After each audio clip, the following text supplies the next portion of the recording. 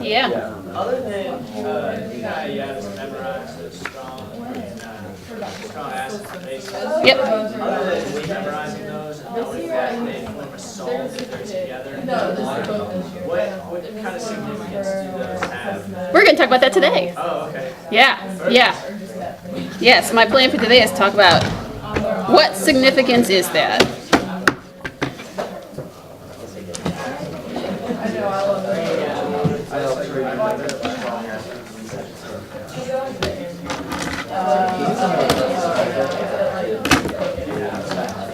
All right, so my plan for today is to spend a lot of time working on strong, weak reactions, and then do a million trillion practice problems about how to solve pH using ice charts, Kas and Kbs using ice charts.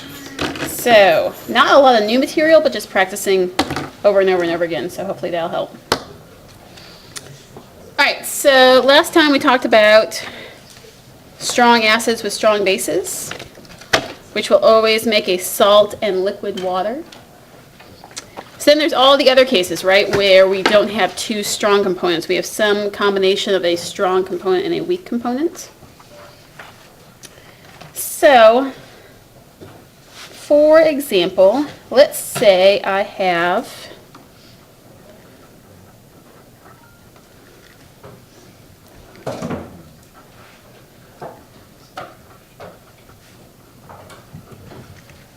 those two components.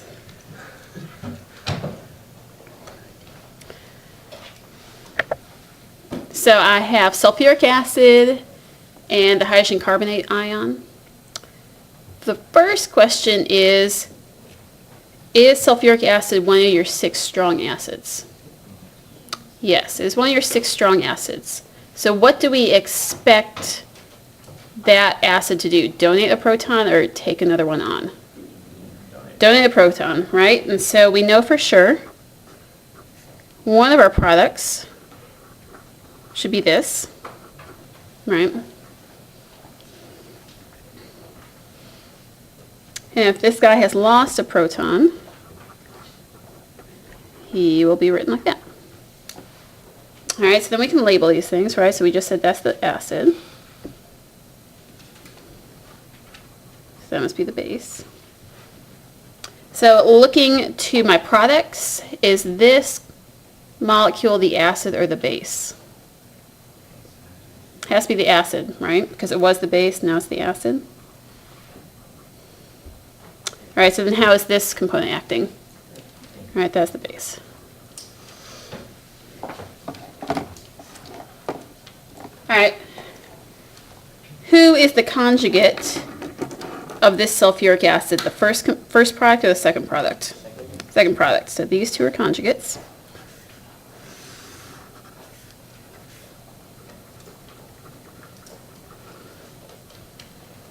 And then that means these two must also be conjugates.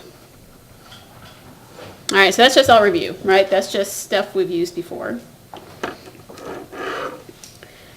All right, if sulfuric acid is a strong acid, do we expect it to completely dissociate or partially dissociate? Completely dissociate, right? So this guy over here.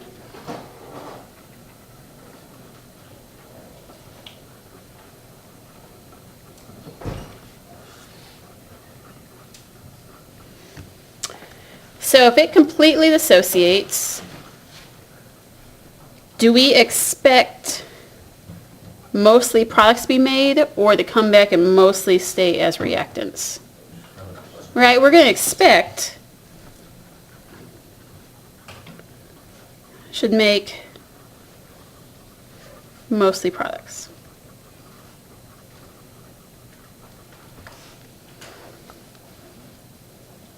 So if I expect it to make mostly products, will the overall resulting solution be acidic or basic? Okay, so, right, we just talked through the fact that sulfuric acid is going to donate pretty much every single proton, right? It's going to mostly look like this, which means these two products will be the majority components, right? Of all 4 things in solution, we'll mostly have these two. And so the solution's going to be acidic. You're right. The resulting solution is acidic because this completely associates, which makes mostly this. And this is a super weak base, right? It's not one of our strong bases. So the thing that's left is an acid. Yeah, Connor.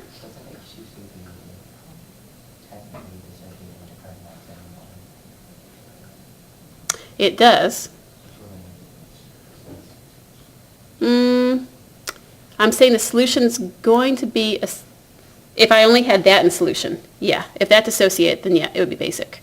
But I'm putting in a lot of sulfuric acid, and so it's mostly going to stay in this form, and so the solution's acidic. So let's talk about how we can think about that.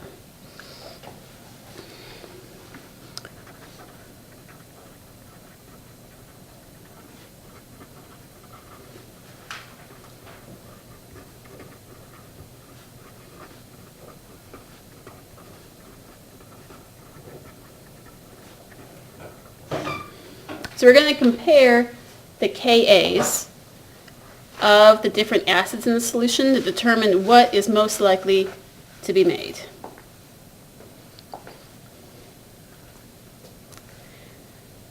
So if I have a high Ka, right, it means it's completely going to dissociate. And if I have a low Ka, it means it's a weaker acid. So, all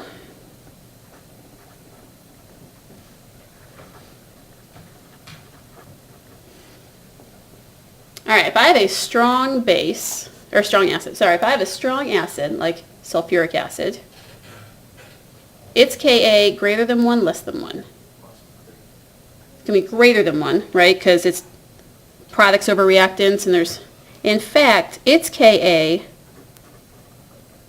is actually infinity. Because it's so strong. So, right, when we think about Ka, that's going to be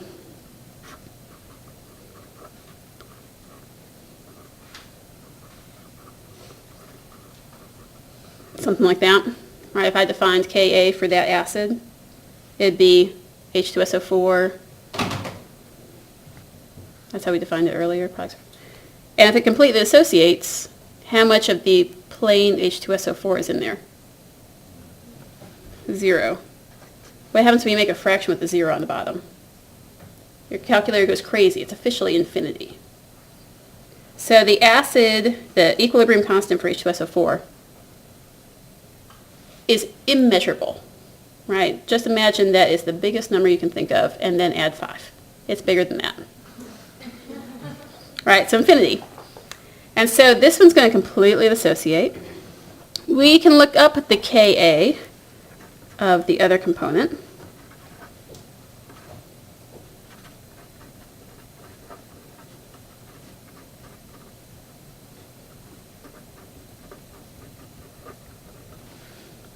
.4 times 10 to the negative 7th.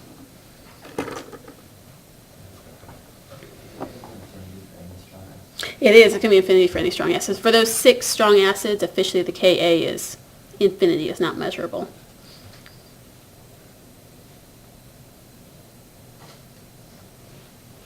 So I think we'd all agree that infinity is a greater number than 4 times 10 to the negative 7th. All right, thinking of your number line, infinity is on the bigger end compared to this, which makes sulfuric acid a stronger acid.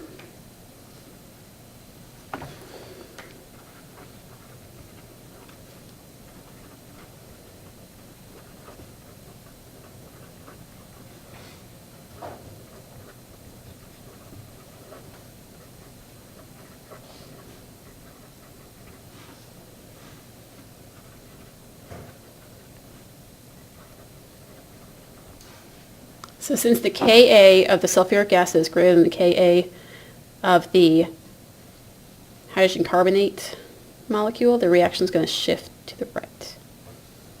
Which means we're mostly going to make, which we already knew.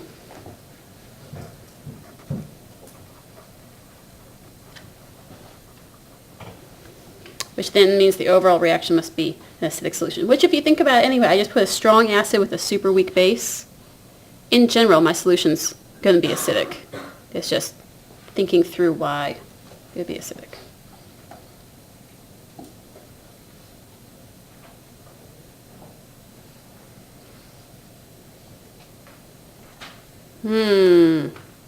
All right, let's think about some more examples then.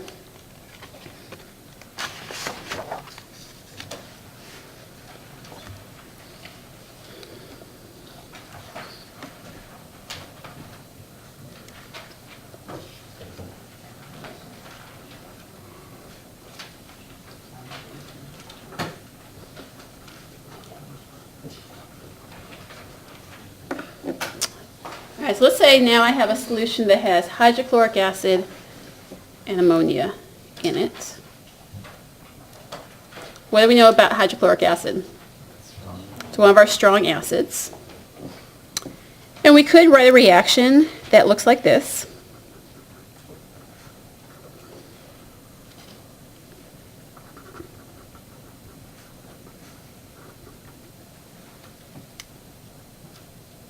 Which would be fine if we were using our Arrhenius definitions, right? We had proton donated. But we don't use the Arrhenius equation, or Arrhenius definitions, right? We need to use the Bronsted-Lowry definitions. And Bronsted-Lowry requires that we use an H3O plus to discuss. So,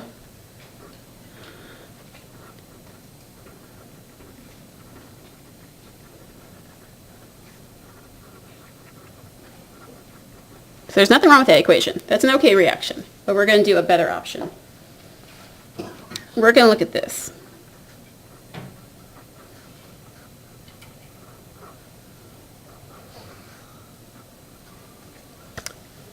So what's going on with that hydrochloric acid in the water, right? It's acting as an acid. So what is one of my products going to be?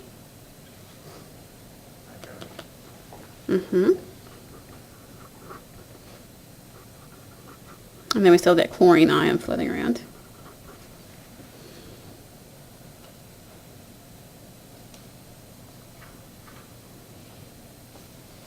So now we can have this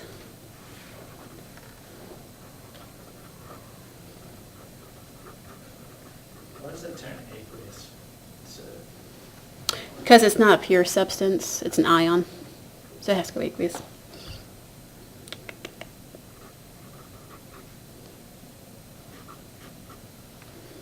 All right, so now we're ready to use our Bronsted-Lowry definitions because now we have our hydronium and our ammonia to make our ammonium.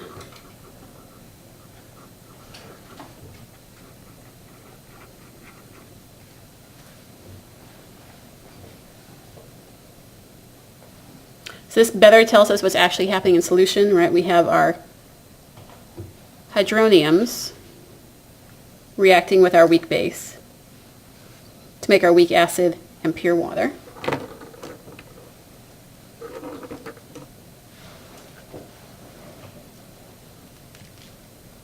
So in the overall equation, where would the chloride ion go? It would just be hanging out here on the end. Because in there, it's one of those spectator ions, right? It's in there, but it has no bearing on what the pH of your solution is. So while probably appropriate to include it, it doesn't really do anything to help you solve the problem. All right, so now we have our better written equation. So we can look up, right, this is acting as the acid, that's a base, that's acting as an acid, that's acting as a base.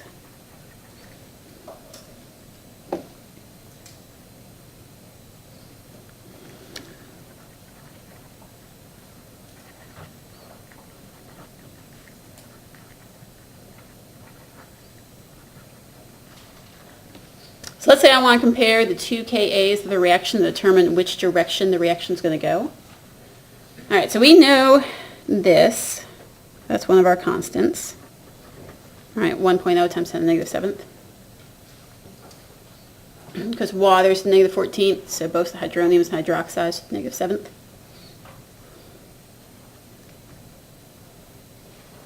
And I can look up what the Ka of the NH4 plus is, and that off of one of my tables. It's the -10th.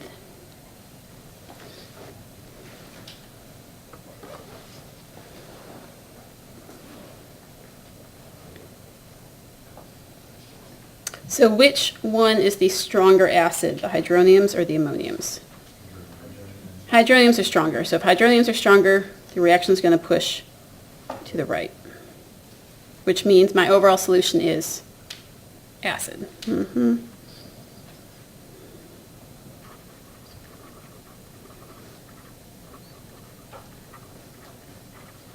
This one's a little easier to see. That's definitely going to be an acid solution, right?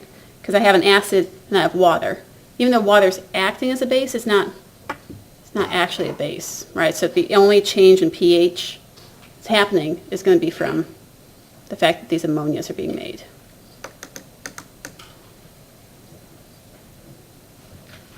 Right, because I put in a strong acid and a weak base, I'm making lots of weak acid and water. So whatever the pH of this guy over here is just because of my ammoniums. How do you feel about that? So if you put in a strong base. That's my next example. Yeah, let's do that. Let's put a strong base. Yeah, I have lots of examples. Tons and tons of examples today. Because we're a little ahead of schedule, so I can take as long as I want. And since everybody loves acid-base equilibrium, maybe it's better than what's coming. Think about that. When we talk about solubility constants and solids dissolving and who's going to precipitate and how much precipitate will be made and how much will be left. And we use more ice charts, but we do fancy ice charts. Yeah, fancy. It has a fourth line. Instead of just being ICE, it's IACE, which doesn't spell anything. So, ice. Sounds like you're being all snooty about it. Ice. It's like ace, but with an I in front of it. So maybe it's IACE. Maybe. You'll have to come up with something clever, more clever than that.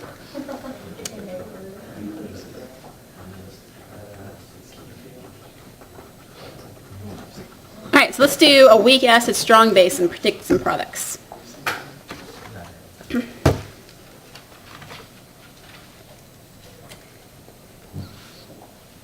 All right, so we're going to do this example, and then we'll work through the same argument we just did with the hydrochloric acid.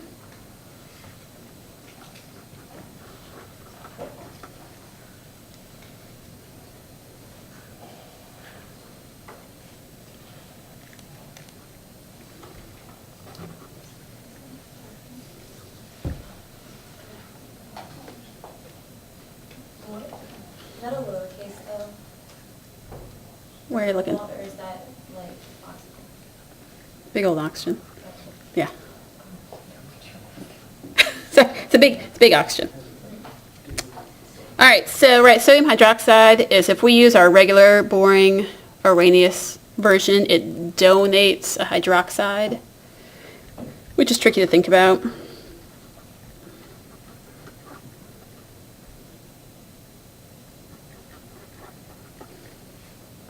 We'd end up with something like that, which is not an easy thing to predict using the Arrhenius equation, Arrhenius version of our definitions. Not good, right? It's not a good way to think about it.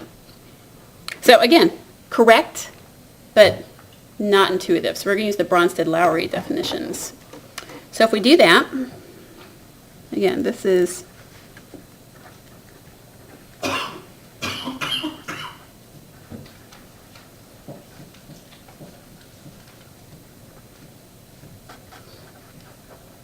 I was going to spell explicit, but there's too many I's in there. Good. It's not good. It's okay, but not good. So let's instead talk about what's going on with my sodium hydroxide first.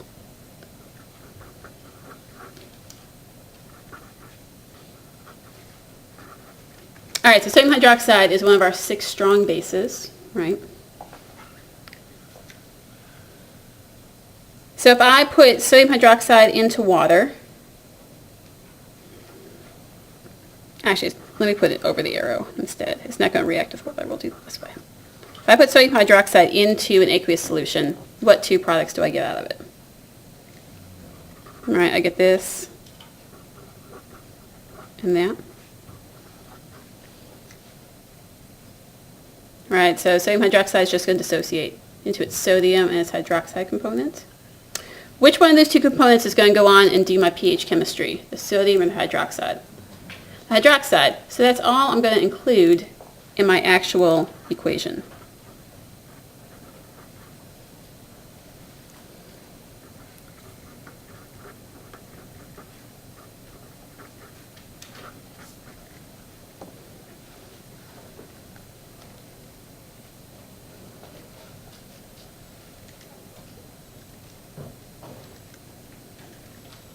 So now it's a little easier to see who's going to be produced and who's going to be my leftover, right? I just have two things in here now. So if this hydroxide is acting as a base,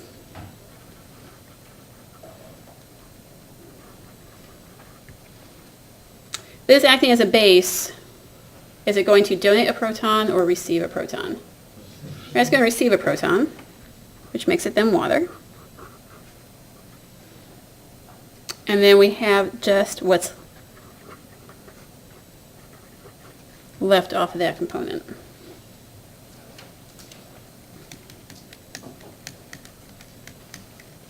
How do you determine which page goes? In this case, it doesn't matter.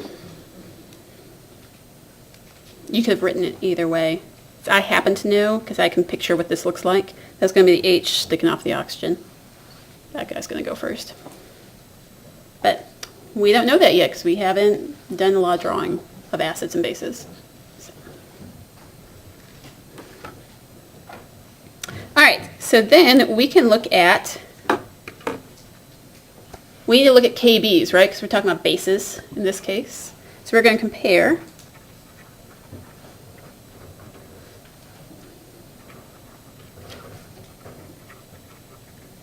the KBs of our two reactions. So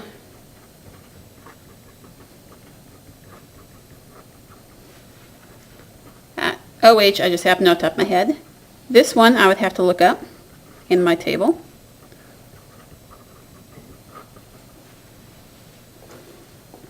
Happens to be 5.3 times 10 to the -11th.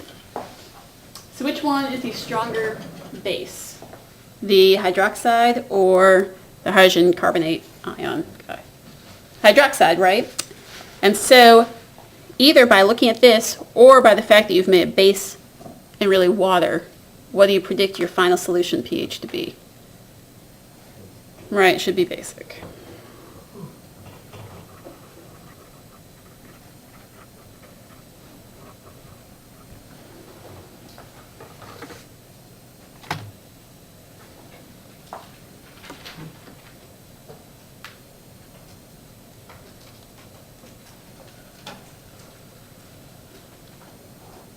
How do you feel about that? Good.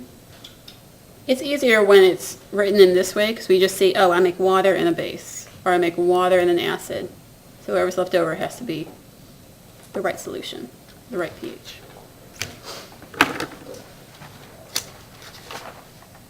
All right, so now let's go ahead and figure out, so if you have a calculator, while I'm getting to my right page, you're going to want to get them out.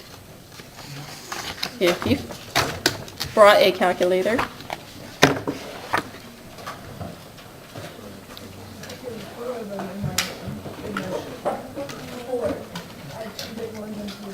All right, so what we're going to do is, up until now, right, our equilibrium constants have always been given to us.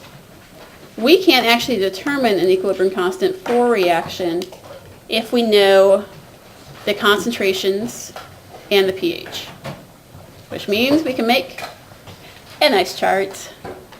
Yay, nice charts. All right, so let's start off with a warm-up reaction. All right, so let's say I have 0.015 molar hydrogen cyanate, HOCN, and I know the pH of the solution. I want to know at equilibrium what is the hydronium concentration, and then from that, what is the final equilibrium acid constant of this. So, first thing, whenever we do one of these problems,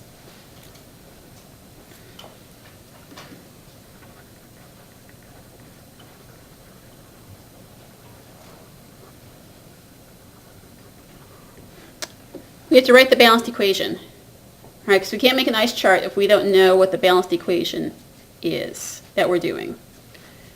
So, first of all, is this a weak, strong base acid?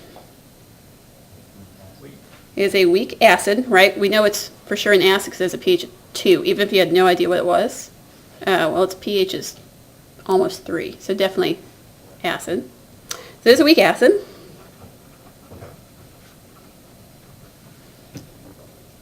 Is it reacting with anything? Does it say it's weak acid combined with a strong base or weak acid combined with a... No. So what is it reacting with? Water. Our favorite molecule.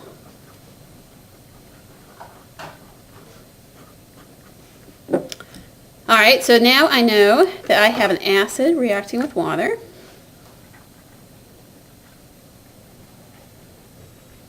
So now what must be one of my components? My hydronium.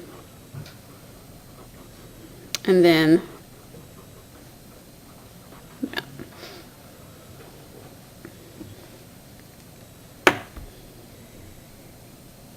So that's good. Okay, so let's do this part first.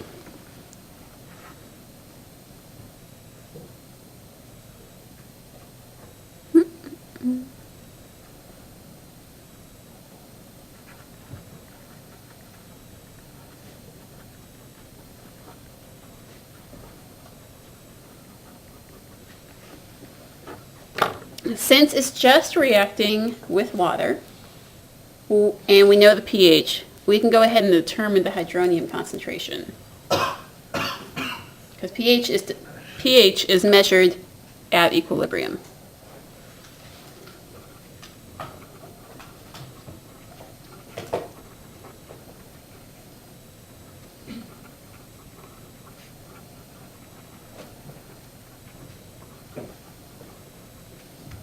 Unless otherwise stated, you can assume that pH is at equilibrium. We'll come to some questions where we start doing titrations, where we know the pH initially, then we do some stuff, and then we need to find the pH at the end. But they'll have to tell you that in the problem. So unless it tells you otherwise, this pH is our equilibrium pH. So how do I go about figuring out the hydroniums if I know pH?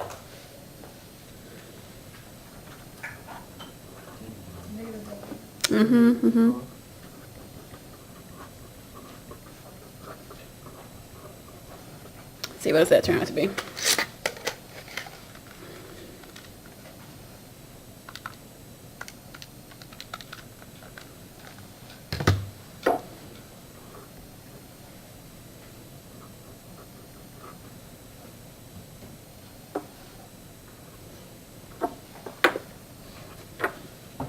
I may get something other than that. Okay. Sig fig rules for base 10s and logs are a little tricky. The rule we're going to use in here is however many decimal places the pH starts off with. So in this case, it's a whole number 2 decimals. That's how many you get in the end. Whole number 2 decimals. The book goes through a long explanation of sig fig rules for logs and base 10s, but in general, we'll just do it this way just to keep it straight. All right, so now we are ready for an ice chart. Hopefully you are ready for an ice chart. I've been waiting all day. When I got here at work, I was like, oh, I get to do ice charts today. Can't wait till 10 o'clock. I guess officially 10:30.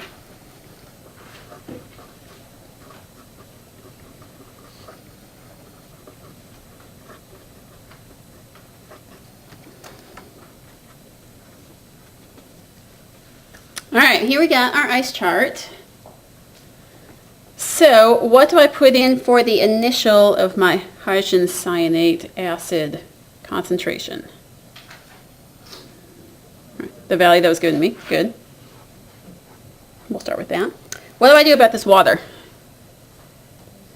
Right, it's just, I do an arrow, you can put little dashes, whatever you want. It just means that it's not participating in the ice chart, right, because it's a pure liquid.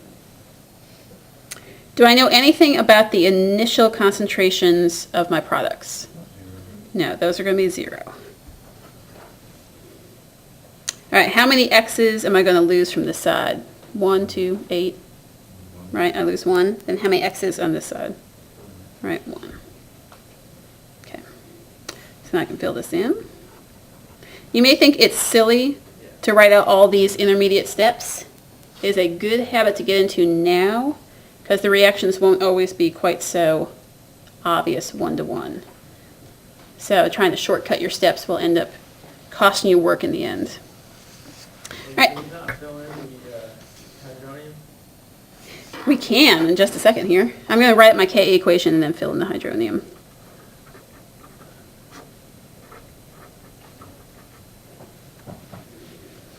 Because we just figured out, right, in the previous step, what do we say, 2 point... All right, so we decided that, which, based on my ice chart, is now equal to X, which means I can fill in all the X's.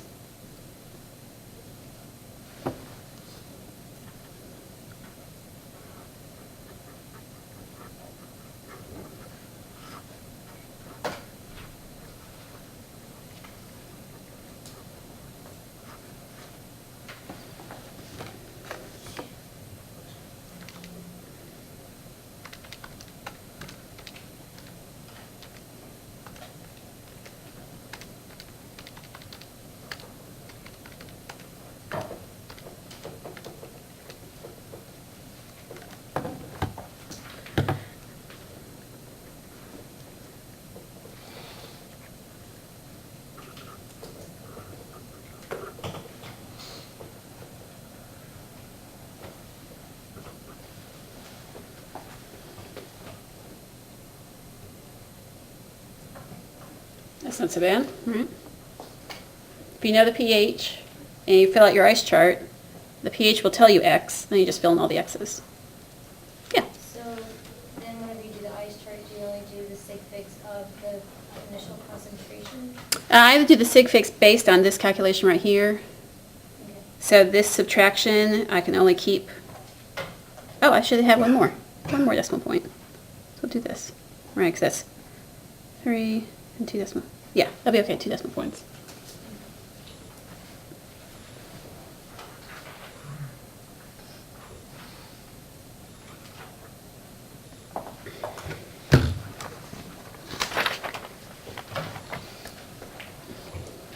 Let's do another one. And then I'll make sure there's enough time. We'll do this one, and then we'll break for your quiz. And then we'll do more ice charts Friday. Lots and lots more ice charts. Because you may be thinking, man, when are you ever going to need to know KB based on the pH? The answer is never. Never. You're never going to do it this way. You're always going to know the KB, and you're going to know the initial stuff. You're going to look for the pH. So you can make predictions about your reaction. So we'll do it the other way. So excited. Someday you guys will be as excited as I am about this. When you look back, you're like, I really miss Chem 109. When we were just doing ice charts, we were just writing out balanced chemical equations. You'll look back and be like, those were the days.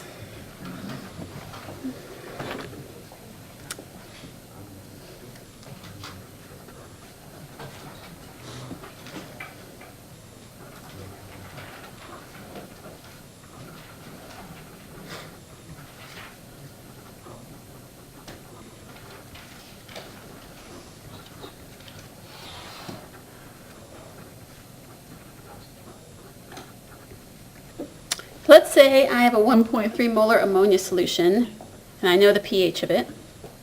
I want to know what is the KB of this reaction. Okay, I'm going to switch up our steps a little bit. We're going to determine pH. We're going to determine OH concentration first.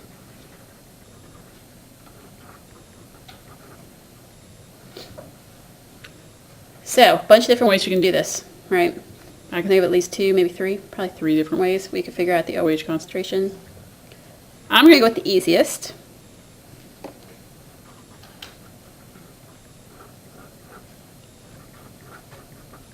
If I know the pH is 11.68, how do I figure out what the pOH is?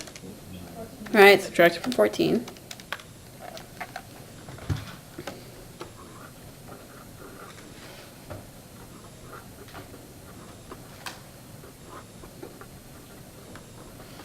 And then Just take that.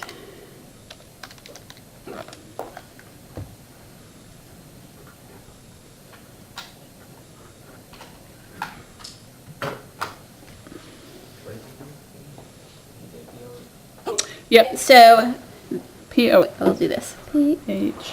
plus POH equals 14. They equal 14 14 together. together. I know one of them The other one's is just 14 minus it.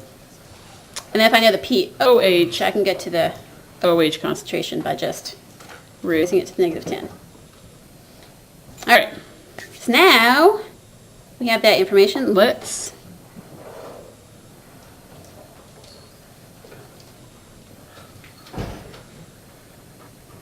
Let's go ahead and write a balanced equation.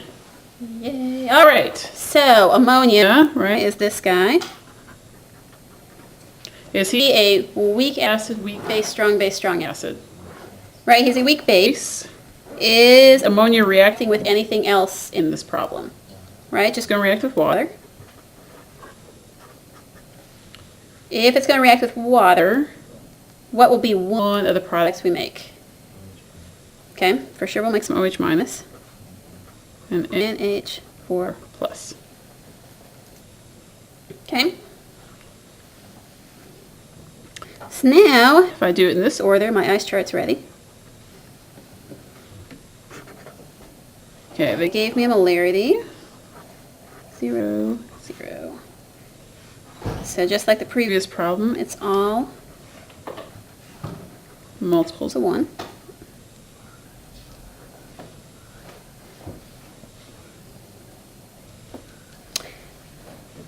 Then we'll write our K AB equation. Right, which It's is just products over reactants, so I have X squared over 1.3. 3 minus x. But look at You guys, you already found x. Super superstars, good job. job.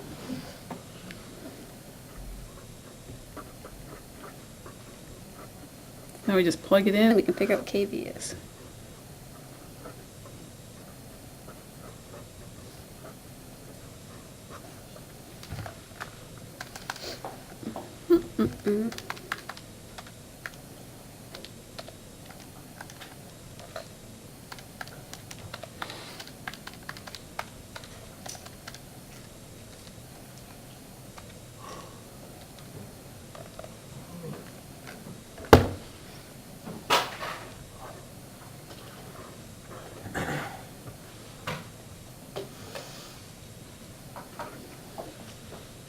Hope everybody got something ballpark like that. All right. I guess you were warmed up for the quiz. Quiz.